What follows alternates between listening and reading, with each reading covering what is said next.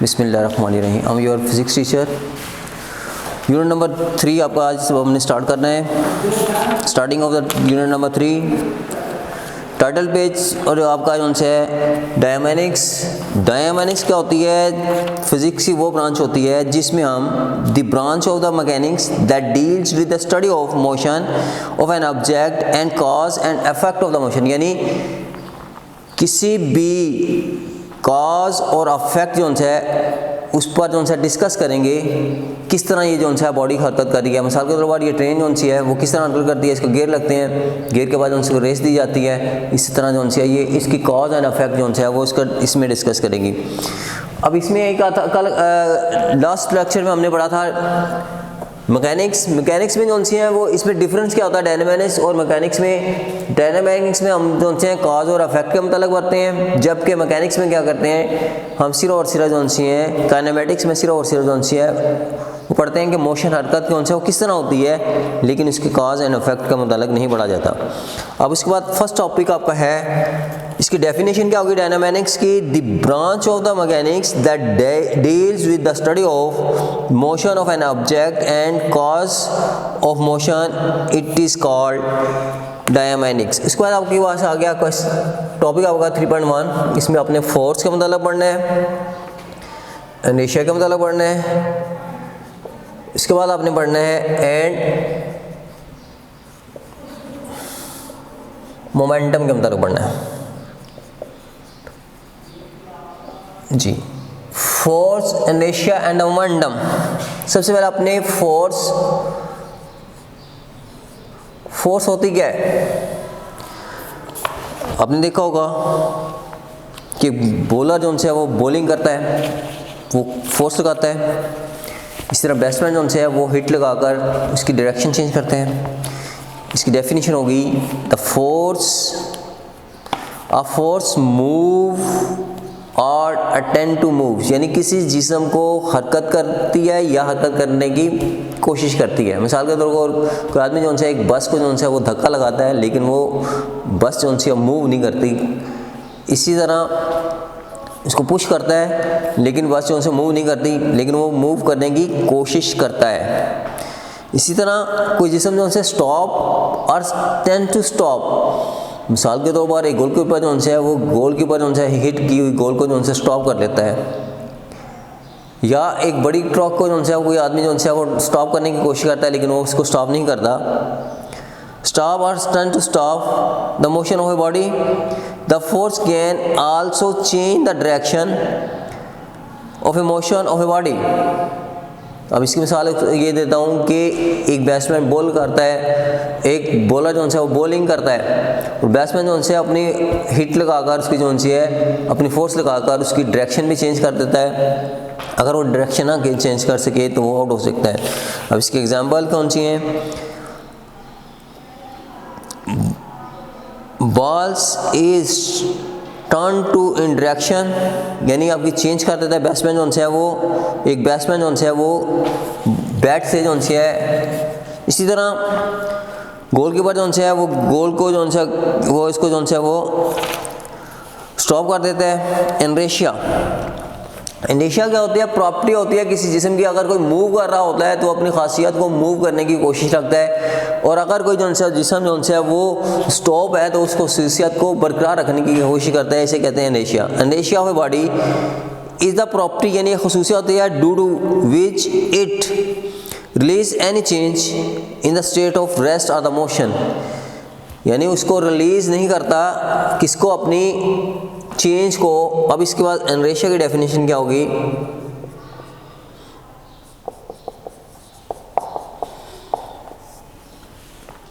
Inertia of a body is a property due to which release any change in the state of motion of the rest. अब इसकी एक मिसाल लें कि आप एक गिलास ले लें, गिलास के ऊपर आपने क्या करना है? शीशे का गिलास लें, उसके ऊपर आपने एक कपबोर्ड रख देने, उसके ऊपर आपने एक कॉइन रख देना है। यहाँ से आप इसको कपबोर्ड से यहाँ से स्ट्राइक करें। जब इसको आप स्ट्राइक करते हैं तो कपबोर्ड जो है वो आगे चल जाता है, लेकिन कॉइन जो है वो क्या होता है वो नीचे बॉटम में आ जाता है। ये प्रॉपर्टी क्या कहलाती है इसकी? यानी कॉइन जो है ये तो आपका कपबोर्ड को जो है मूव कर गया, उसको आपने फोर्स लगाई तो वो मूव कर गया, लेकिन कॉइन ने जो है अपनी रेस्ट की हालत को बरकरार रखने की कोशिश की, जिससे वो जो है वो नीचे डाउनवर्ड जो है वो नीचे गिर जाता है। ये थी अनरेशियो की मिसाल। मोमेंटम, मोमेंटम होता क्या है, किसी भी प्रॉपर्टी के अंदर यानी product of mass and velocity, velocity और मास के प्रोडक्ट को मोमेंटम कहते हैं। फर्स्ट क्या है, जिसम जो से एम, मोमेंटम क्या होता है, the product of the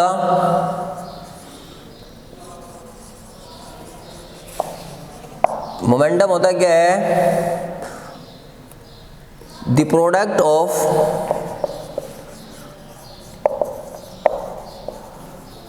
mass and velocity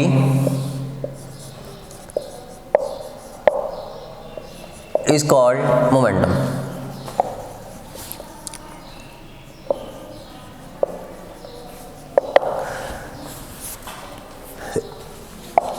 P into V,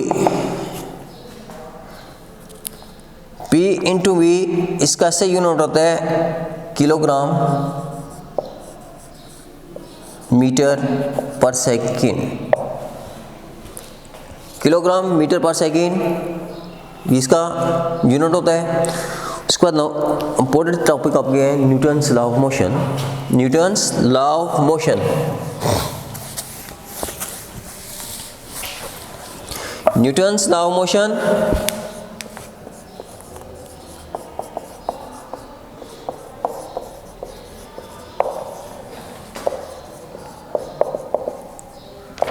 Newton's law of motion,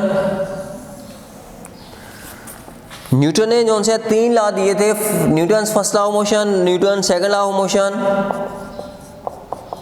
Newton's first law of motion,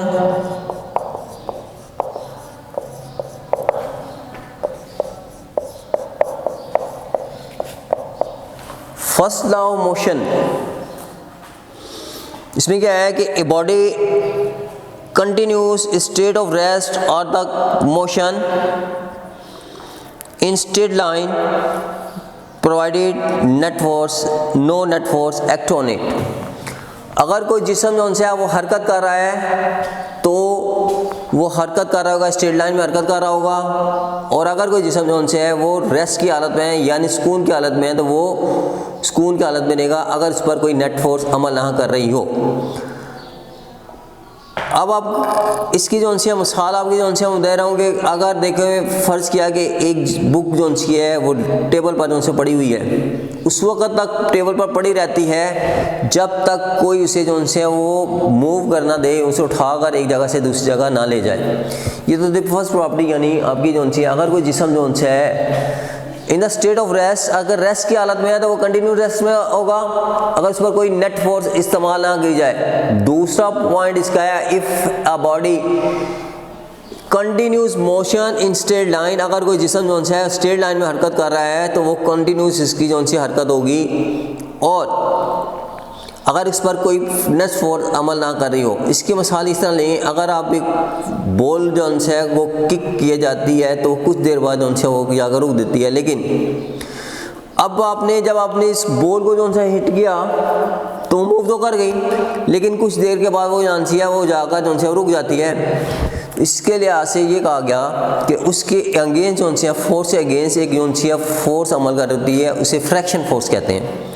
यानी against of the force, force के अगेंस्ट जो सी है एक अमल कर रही है फोर्स, वो इसको क्या करती है आस्ता आस्ता जो सी है वो फ्रैक्शन फोर्स जो है उसको रोक देती है। अब नेट फोर्स क्या होती है? Net force is the resultant, यानी नेट फोर्स क्या होती है? एक फोर्स होती है जो तमाम की तमाम फोर्सेस का जो है वो मजमुआ होती है acting on body. Net force की डेफिनेशन क्या होगी? Net force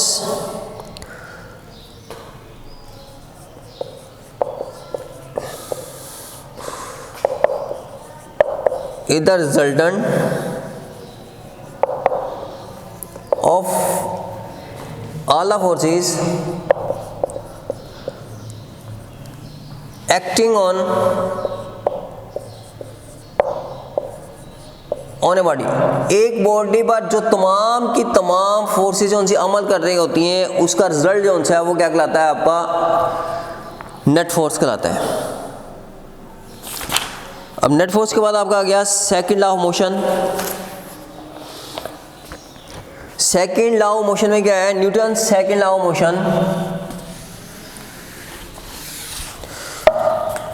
Newton second law of motion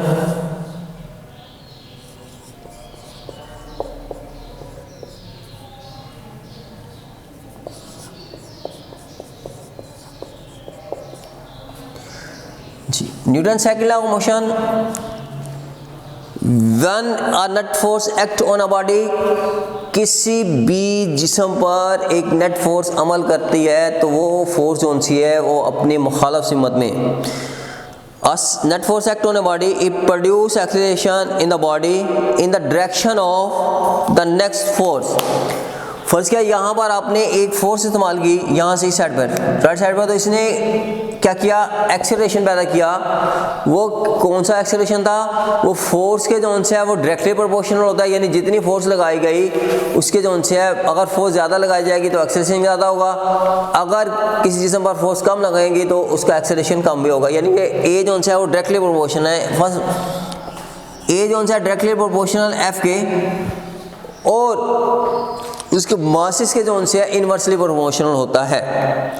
the magnitude of the acceleration is directly proportional of the net force acting on a body and the inversely proportional of the masses of the body. यानी ये जो है inversely proportional होता है 1/m। अब इस दोनों को कंबाइन करेंगे तो ए किसके बराबर आ जाएगा, डायरेक्टली प्रोपोर्शनल f/m।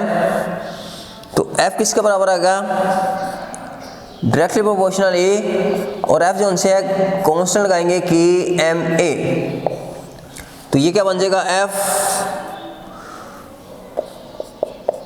बराबर है ma। के यहाँ पर कांस्टेंट है, इसकी वैल्यू क्या होती है 1 की, इसलिए f बराबर है ma। ये तो आपका second law of motion.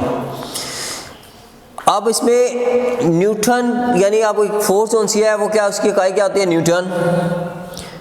Newton की डेफिनेशन क्या होगी, 1 न्यूटन फोर्स क्या होगी, 1 न्यूटन फोर्स क्या होगी, is the force that produce acceleration of 1 metre per second square in body of 1 kg।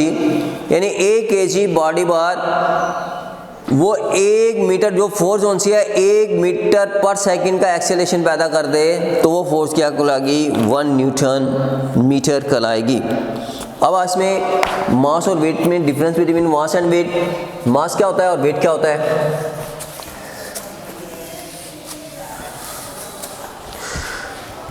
मास की definition, the body of a body is the quantity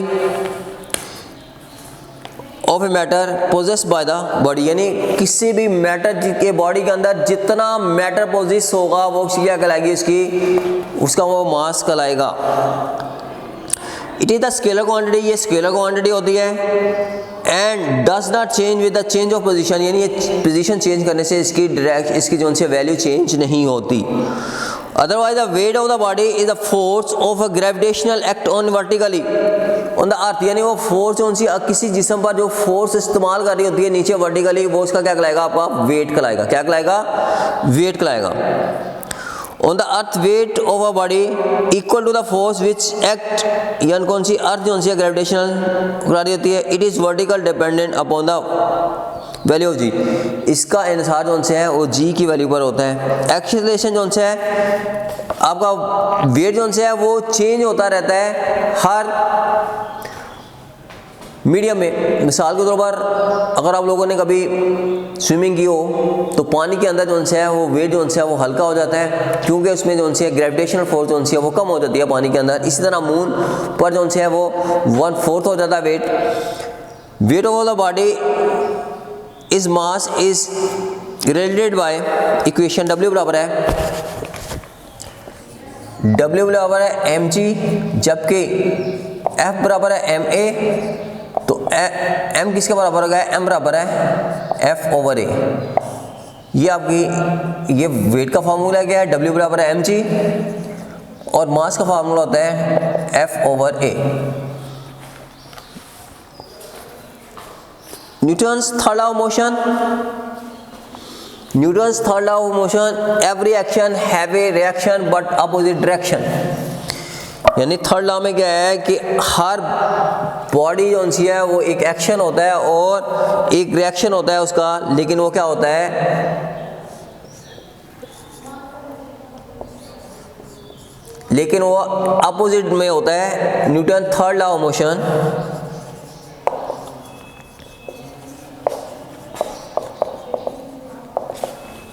Newton's third law of motion,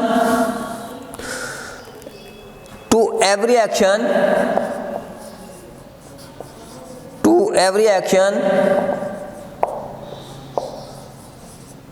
there is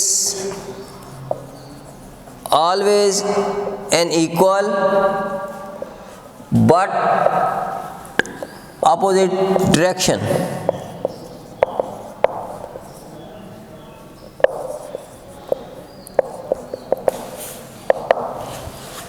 every action there is always an equal but opposite reaction. इसकी मिसाल से लेंगे, अगर एक ball को जो है आप दीवार पर मारते हैं तो दीवार पर जब बॉल लगती है तो वो उसका एक्शन कहलाता है, और दीवार से टकराने के बाद जब वो अपोजिट डायरेक्शन में जो सी है वापस आती है तो वो इसका क्या कहलाता है, रिएक्शन। इसी तरह जब आप एक बैलून में जो से हवा भरते हैं, आप एक्सपेंस हवा को जो से आप भरते हैं तो उसको बैलून को छोड़ते हैं तो क्या हवा जो से एक्सकेप होती है बाहर बैलून में से, जबकि बैलून जो है आगे की तरफ जो से हरकत करता है। ये बैलून के हवा का निकलना जो है एक्शन कहलाता है, जबकि इसकी हरकत जो सी है वो अपोजिट डायरेक्शन में जो सी है वो क्या कहलाती है, इसकी रिएक्शन कहलाती है। अब tension in a string, tension and acceleration in a string, consider a block supported by a string. यानी एक ब्लॉक जो है अपने स्ट्रिंग के जो है उसको जो है सपोर्ट कर दिया है। Up and and of the strings fix on a stand, एक स्टैंड पर फिक्स किया गया है। तो इससे क्या होता है कि ब्लॉक जो है वो, अब फर्ज कीजिए आपका एक स्टैंड है, इस स्टैंड पर आपने क्या किया है, एक ब्लॉक को जो है वो फिक्स कर दिया आपने एक स्टैंड पर। जब इस पर आपने ब्लॉक को स्टैंड पर फिक्स किया तो यहाँ पर आपने एक स्ट्रिंग्स के जरिए इसे जो है एक वेट को जो है आपने ज्वाइन कर दिया। ये वेट जो है ये स्ट्रिंग जो है अपवर्ड जो है इस वेट को अप की तरफ लेगी, जबकि वेट इसका जो है डब्ल्यू जो है वो नीचे की तरफ हरकत करेगा, ये अपोजिट डायरेक्शन में होगा। ये क्या कहलाती है, आपकी टेंशन कहलाती है। The block pull the strings downward by the weight. In this case, a tension T is in the strings. The tension T in the string is acting upward to the block. Block की upward जो है वो हरकत करेगी। अब आप इसकी जो है आपने vertically motion of a body, यानी अब आप किसी भी जिस्म को अब फर्ज किया कि एक आपने फ्रिक्शनलेस पुली के जरिए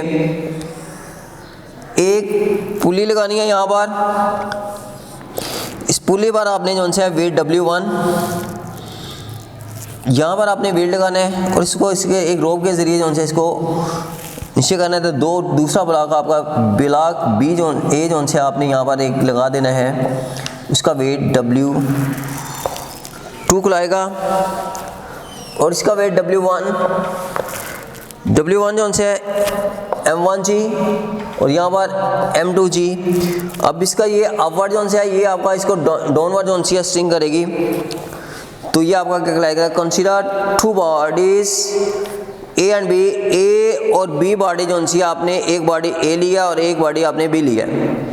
A और B बॉडी पर आपने जब आपने, यानी आपकी ये बॉडी A है और ये बॉडी आपकी B है, तो जब आपने let M1 is greater than M2, the bodies are attached to the opposite end of the inextensible strings, the strings passing over the frictionless pulley shown in figure. यानी आपकी फिगर में बताई गई है।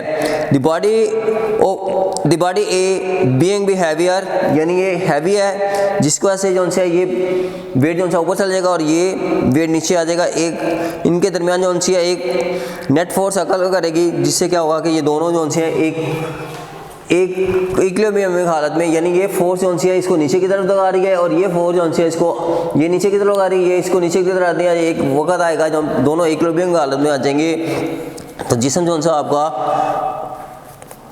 उसके अंदर आ जाएगा फोर्स एंड द मोमेंटम। अब फोर्स और मोमेंटम का आपस में तल्लुक क्या है? Force and the momentum, force का और मोमेंटम का आपस में तल्लुक क्या है? Relation between force and momentum. अभी मैंने आपको मोमेंटम की डेफिनेशन बताई थी, the product of the mass and the velocity are called momentum.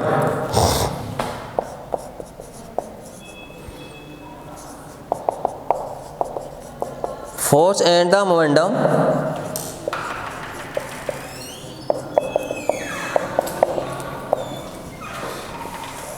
force and the momentum. Consider a body of a mass m moving the vertically v1. Let the force F act on the body with produce an acceleration in it. The change in the velocity of the body, let the final velocity after the time t become Vf. If P1 and P0, Pi and Pf be the initial momentum and the final momentum then of a body related to the initial and the final velocity representing by P1 is equal to आपका P1 आपका क्या होगा? P1 होगा m1 v1, P2 आपका होगा Pi और Pf आपका जो आंसर है m1 Vi और Vf। इस तरह चेंज इन मोमेंटम में क्या होगा? Pf minus Pi is equal to mf1 minus mf2। तो अब इसका टाइम में क्या होगा? टाइम में क्या होगा? pmf minus pmn vi over t। तो change since vf minus vi over t किसके बराबर होता है? a के। तो ma ये बराबर आ गया f के। तो pf minus pi over t is equal to ma। तो f बराबर है ma pf minus pi over t is equal to f के। ये फोर्स के बराबर आएगा। इससे क्या होगा? ये नतीजा क्या निकला? When a force act on a body, जब किसी जिस्म पर फोर्स अमल कर रही होती है, इट प्रोड्यूस एन एक्सेलरेशन, वो एक्सेलरेशन जो है पैदा कर रही होती है इन अ बॉडी, उस बॉडी के अंदर, एंड विल बी इक्वल, जो जिसकी मिकदार जो उनसे बराबर होती है, change in momentum, momentum of the body, जितना उसका मोमेंटम में चेंज हो रहा होता है। इफ ऐसा unit of the momentum defined by the equation, यानी आपकी इस इक्वेशन से इसका न्यूटन सेकंड यानी किलोग्राम मीटर पर सेकंड, यानी जो फोर्स का जो आपका ये यूनिट होता है, इसका यूनिट किसका? मोमेंटम का।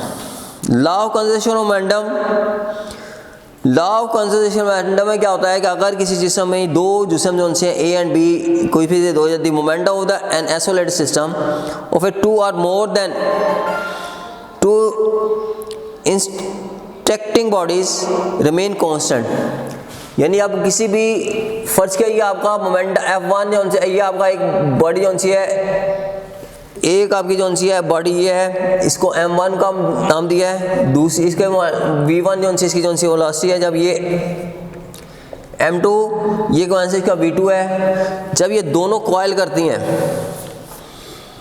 यानी ये जब ये दोनों आपस में जो उनसे टकराती हैं, तो इनका मोमेंटम जो उनसे है वो V2 इसका बन जाएगा और इसका M2 का V2 बन जाएगा। ये दोनों जो है वो क्या होगा? सेम होगा, ये कभी भी चेंज नहीं होगा।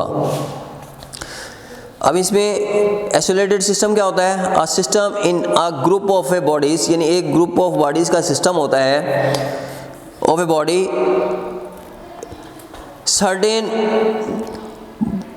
बॉन्डर्स, यानी उसको बॉन्डर्स किया था, एंड आइसोलेटेड सिस्टम होता है a group of a instead body of no which is extremely forces is acting, if no unbalance or net force act on a system, then according to the equation the momentum remain constant, thus the momentum of an isolated system is always constant, this is the law of conservation of momentum. अब इसकी definition होगी law of conservation momentum की, क्या होगी? A momentum of the system isolated system of a two or more than interacting bodies remain constant. इसके बाद आपका आ गया फ्रैक्शन। फ्रैक्शन क्या होती है? ये अपोजिट फोर्स ऑफ द, यानी किसी भी जिस्म के जो सी मोशन के जो से अपोजिट डायरेक्शन में जो सी फोर्स होती है उसे क्या कहते हैं? फ्रैक्शन कहलाती है।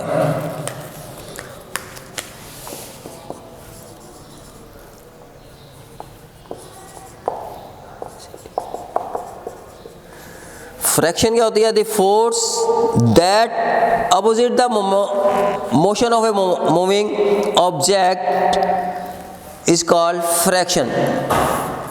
इसे जो है इस फोर्स को F म्यू से जाहिर किया जाता है, फोर्स ऑफ फ्रैक्शन को F E से इसको जाहिर किया जाता है।